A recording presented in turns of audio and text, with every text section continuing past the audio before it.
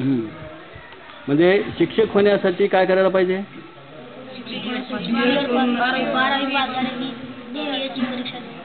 असं केलं पाहिजे. तहसीलदार होण्यासाठी ग्रामसेवक होण्यासाठी ॲग्री करावं, ॲग्रीचा डिप्लोमा पूर्ण करावा. तलाठी होण्यासाठी ती एक परीक्षा असते, ती पण पास व्हावं. बरोबर आहे. म्हणजे समाजामध्ये काही ना काही बनण्यासाठी काही ना काही डिग्री पास करावं लागते किंवा काहीतरी शिक्षण घ्यावं लागते. बरोबर आहे. आता एक सुंदर प्रश्न विचारतो तुम्हाला की लग्न करण्यासाठी कुठली डिग्री पास करावं लागते? सासरवाडीची कसली?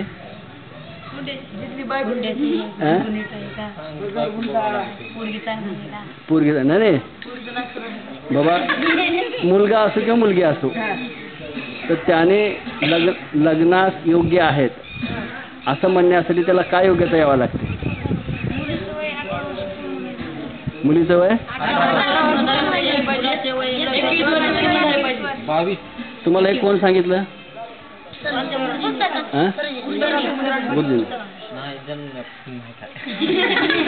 मग असं होतंय का?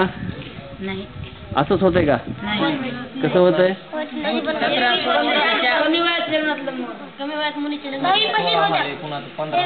असं का? म्हणजे असं कशामुळे व्हायला लागले? कायदा, आई वडिलांना कायदा माहित नाही म्हणून व्हायलंय? अडाणीपणामुळे. बरं, तुमच्या माहितीप्रमाणे सांगा, कमी वयामध्ये लग्न केलं तर काय परिणाम होतात? मुलांची संख्या वाढते. हां.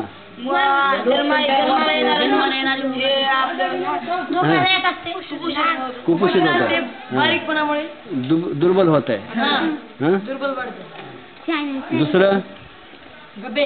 दुसरं काय होत आहे?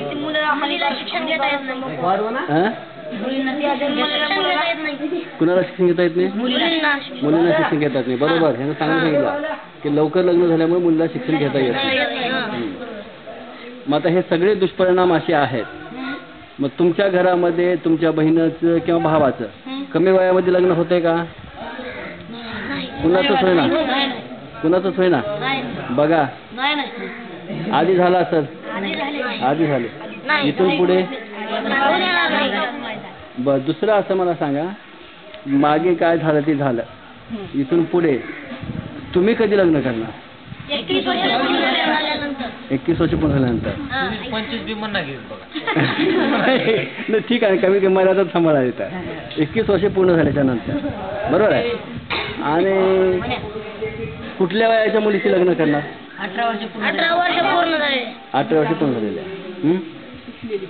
बरं, समजा आता तुम्ही लहान आहात, तुमचं आई वडील ऐकणार नाही, बहिणीचं लग्न लवकर करू नका म्हणलं तर ऐकणार नाही.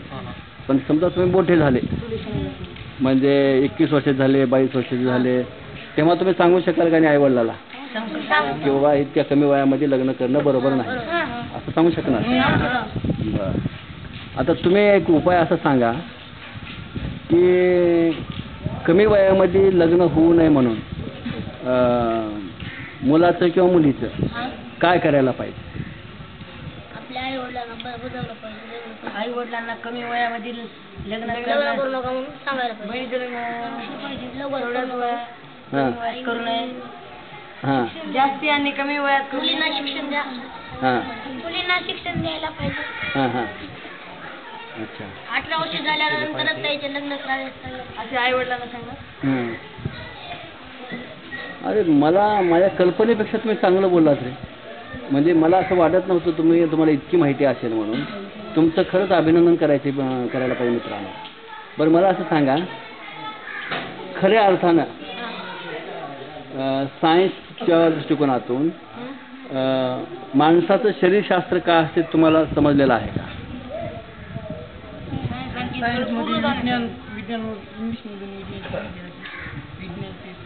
म्हणजे माणसाचं शरीरशास्त्र कसं असतं, शरीर कसं असतं पूर्ण, याच्याविषयी पूर्ण माहिती मिळालेली आहे का? नाही मिळाली ना? बरं, मग तुम्हाला अशी माहिती घ्यायची आहे.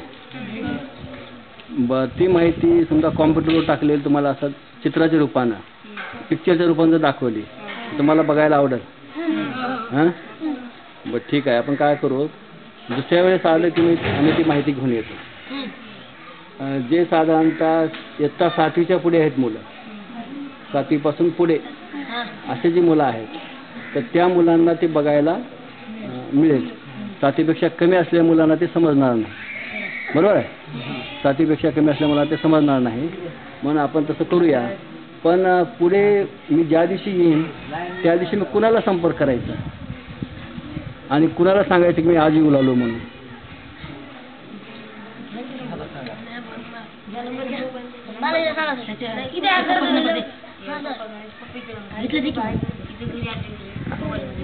नाही ज्याच्याकडं मोबाईल किंवा फोन सहजासहजी मिळतो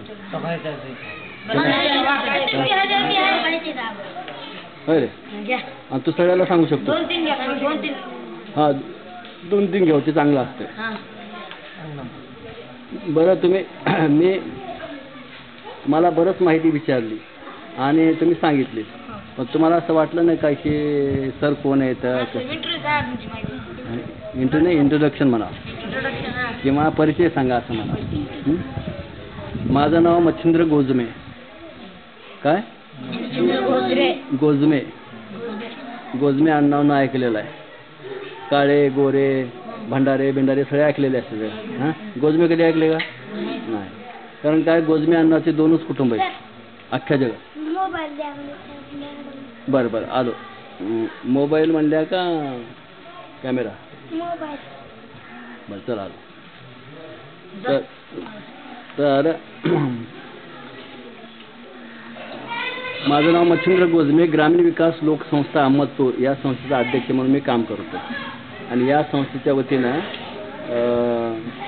ग्रामीण विकासाचे शेती विकास महिलांचा विकास मुलांचे विकास मुलांचं शिक्षण मुलींचं शिक्षण महिलांचे कार्यक्रम याच्यावर माझी संस्था काम करते आणि त्या दृष्टीनंच आज मुद्दाम बैठक घेण्यासाठी आलो तर योगायोगानं तुमची बैठक झाली आणि पुढच्या वेळेस तुम्हाला ती माहिती आपण दाखवूया कॉम्प्युटरवरची तर मला तुमचा कॉन्टॅक्ट नंबर आणि नाव द्या